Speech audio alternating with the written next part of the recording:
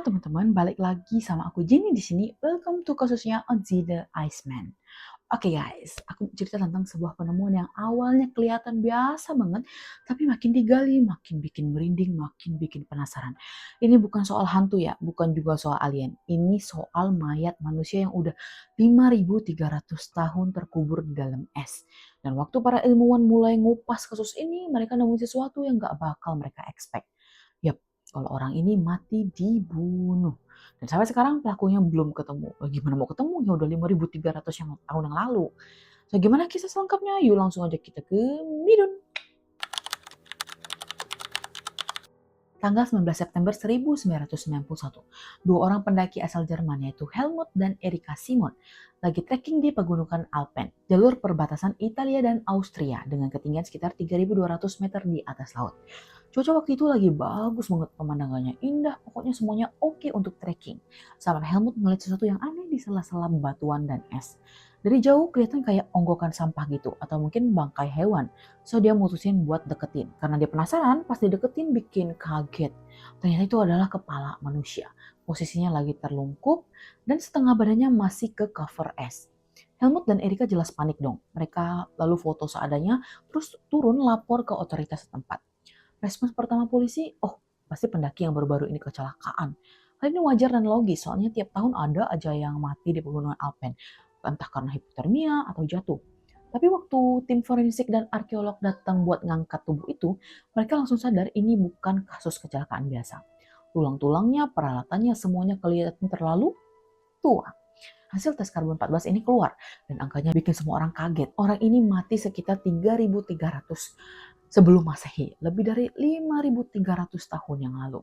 Bisa dibilang kejadian ini jauh sebelum piramida Mesir dibangun, jauh sebelum peradaban Romawi ada, bahkan jauh sebelum tulisan ditemukan di banyak bagian dunia. Dan tubuhnya utuh, terawetkan sempurna oleh es selama ribuan tahun.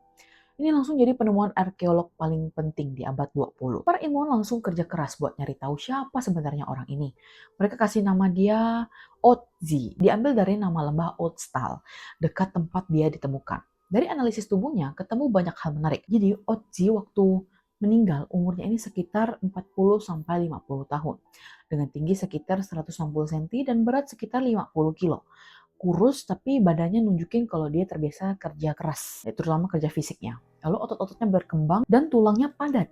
Giginya aus banget, nunjukin dia sering makan makanan kasar, seperti biji-bijian, daging mentah, atau setengah matang. Kulitnya punya tato, bukan tato tribal yang dekoratif. Ini lebih kayak garis-garis dan titik kecil. Totalnya ada sekitar 61 tato di sekujur tubuhnya. Uniknya, posisi tato-tato ini hampir semua ada di titik-titik yang sekarang kita kenal sebagai titik akupuntur. Banyak yang langsung mikir nih, apa orang zaman itu udah tahu semacam pengobatan tradisional yang mirip akupuntur ya? Nah, lalu dari analisis DNA-nya, para ilmuwan bisa tahu banyak banget.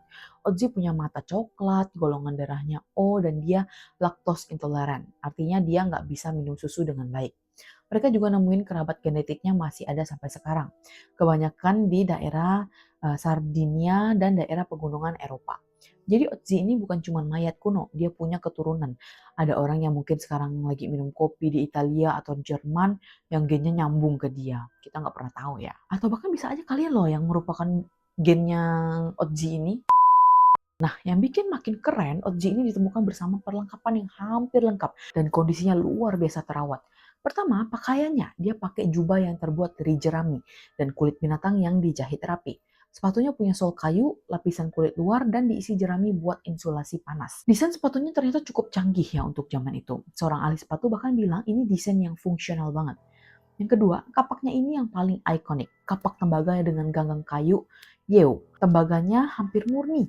Ini super penting karena nunjukin Ozzy datang dari komunitas yang udah bisa mengolah logam. Sesuatu yang di era itu masih sangat langka dan menunjukkan status sosial yang tinggi.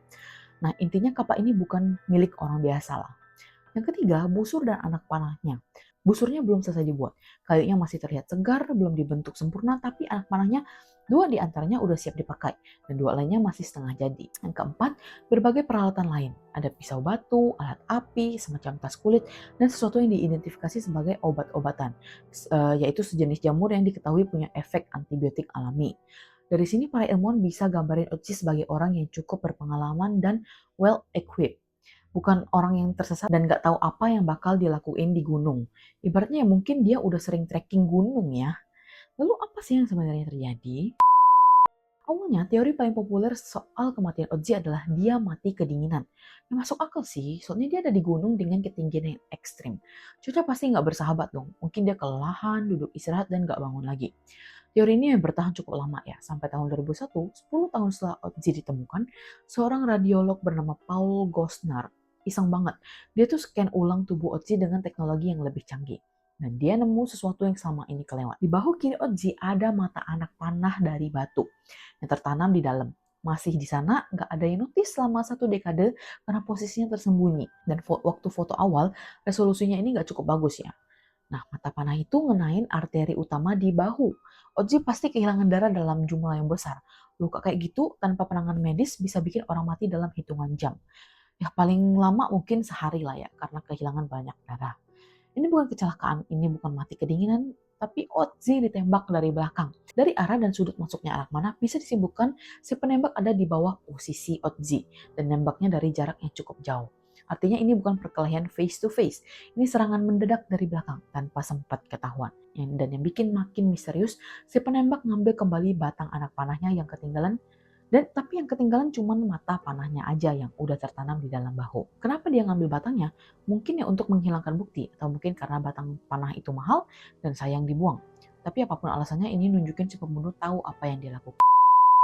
Nah, setelah tahu Ozzy dibunuh, para ilmuwan mulai lebih teliti nih ngecek kondisi tubuhnya. Dan makin teliti, makin banyak cerita yang keluar. Pertama, di telapak tangan kanannya ada luka sayatan yang udah mulai sembuh. Ini luka defensif ya, luka yang biasa muncul waktu orang berusaha untuk nangkep pisau dengan tangan kosong. Artinya sebelum mati, Ozzy udah terlibat dalam perkelahian fisik yang lain. Mungkin beberapa hari sebelumnya atau mungkin beberapa jam sebelumnya. Yang kedua, dari analisis isi perutnya, ketahuan apa yang Ozzy makan beberapa jam sebelum mati. Dia makan dengan cukup lengkap, daging rusa, daging kambing gunung, beberapa jenis tumbuhan, dan sejenis biji-bijian yang udah diproses. Makan besar, santai, seolah nggak ada yang perlu dicemaskan. Ini nunjukin Ozzy nggak lagi dalam kondisi panik atau melarikan diri waktu dia mati. Dia baru makan, mungkin lagi istirahat dan kemudian ditembak. Yang ketiga, DNA dari darah beberapa perlengkapan Ozzy ternyata bukan darahnya sendiri. Ada darah dari setidaknya 4 orang yang berbeda yang ketemu di sana. 2 di antaranya ada di anak panahnya. Satu di pisaunya, satu lagi ada di jubahnya. Ozzy baru aja terlibat konflik besar. Dia nembak orang, dia nusuk orang, atau mungkin dia yang nolongin orang yang terluka. Apapun itu, dia baru dari medan perang sebelum akhirnya dia sendiri yang jadi korban. Jadi siapa sih yang ngebunuh Ozzy dan kenapa? Sampai sekarang ini masih jadi pertanyaan terbuka, tapi ada beberapa teori yang cukup masuk akal. Teori pertama, konflik antar suku. Di era itu, kelompok-kelompok manusia sering bersaing soal sumber daya tanah pertanian, jalur perdagangan, ternak. Nah, konflik antar kelompok adalah hal yang biasa saat itu. Mungkin Ozzy terlibat dalam salah satu konflik itu, berhasil melarikan diri atau menang, tapi kemudian dikejar dan dibunuh di pegunungan. Dan teori kedua adalah konflik personal. Ini lebih spesifik. Ada yang berpendapat bahwa Ozzy mungkin punya musuh personal, seseorang yang dendam dan nunggu kesempatan buat nyerang. Fakta bahwa dia ditembak dari belakang dan si penembak tahu cara ngurangin jejak nunjukin ini bukan serangan acak. Nah, teori yang ketiga adalah perebutan kekuasaan. Kapak tembaga Otzi bukan barang sembarangan. Di komunitas zaman itu, kepemilikan kapak tembaga sering dikaitkan sama status sosial atau posisi kepemimpinan. Ada teori bahwa Otzi mungkin adalah semacam pemimpin atau orang yang penting, dan pembunuhnya adalah bagian dari perebutan kekuasaan. Nah, teori yang keempat yang paling menarik soal kutukan. Ini lebih ke arah urban legend ya, tapi tetap seru sih buat dibahas. Sejak Ozzy ditemukan, ada 7 orang yang terlibat langsung dalam penemuannya yang meninggal dalam waktu relatif singkat setelah kontak dengan mumi itu. Mulai dari Helmut Simon, si penemu awal yang mati jatuh ke jurang gunung beberapa tahun kemudian. Lalu ada seorang ilmuwan yang baru selesai ngerjain riset Ozzy yang meninggal karena tumor otak, sampai beberapa orang lainnya dengan cara yang berbeda-beda. Media langsung ramai dengan kutukan Ozzy. Mereka nge-compare ke kutukan Tutankhamun. Tapi secara statistik, kalau kita hitung jumlah orang yang total punya kontak dengan Ozzy selama puluhan tahun riset, angkanya udah ribuan. 7 kematian di antara ribuan orang dalam rentang waktu belasan tahun sebenarnya nggak terlalu aneh secara probabilitas sih ya. Tapi ya tetap aja sih, waktu baca ini aku merinding sih. Ini yang bikin kasus Ozzy beda dari misteri lain. Kita tahu dia dibunuh, tapi kita nggak akan pernah tahu siapa yang bunuh dia. Kita tahu dia baru aja terlibat konflik sebelumnya, tapi kita nggak tahu konflik soal apa. Kita tahu dia orang penting di komunitasnya, tapi kita nggak tahu persis dari mana dia berasal atau kemana dia mau pergi waktu kejadian. Kenapa dia ada di ketinggian itu, dia lagi ngajar sesuatu, ngegelapin musuh, atau justru dia yang lagi dikejar. Sampai sekarang ribuan tahun kemudian pembunuh Ozil literally lolos dari hukum. Nggak akan pernah ada yang diadili, nggak akan yang pernah ada yang tahu identitasnya. Satu-satunya saksi bisu dari kejadian itu adalah tubuh Ozzy sendiri, yang sekarang terbaring di museumnya di Bolzano, Italia. Di dalam ruangan berpendingin khusus yang menjaga suhunya tetap di minus 6 derajat Celcius. Dia masih diteliti, teknologi terus berkembang. Setiap beberapa tahun sekali ada aja temuan baru yang keluar dari analisis ulang tubuhnya. Siapa tahu mungkin suatu hari nanti jawabannya bakal ketemu. Yang aku suka dari kasus Ozzy ini bukan cuma soal mumi kuno yang menarik secara ilmiah. Ini ngingetin kita bahwa 5.000 tahun yang lalu pun manusia udah kompleks. Udah punya konflik, politik, musuh, dan dendam. Udah ada yang merencanakan pembunuhan dan nutupin jejaknya. Ozzy ini bukan simbol, dia manusia beneran yang punya kehidupan. Punya momen terakhir makan siang sebelum akhirnya ditembak dari belakang di tengah gunung yang sepi. Dan sekarang dia jadi salah satu manusia yang paling banyak diteliti dalam sejarah. Padahal semasa hidupnya dia mungkin cuma dikenal di komunitas kecilnya aja. Sungguh nasib yang ironis ya, tapi juga luar biasa.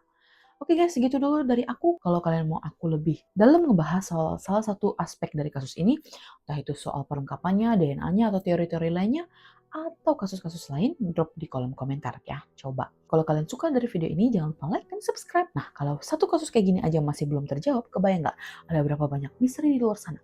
Itulah kenapa dunia ini penuh dengan teka-teki dan yang barusan kita buka baru satu halaman dari berjuta-juta misteri yang masih tersembunyi. So, tungguin cerita Midun di episode-episode selanjutnya. Bye-bye, see you in the next video.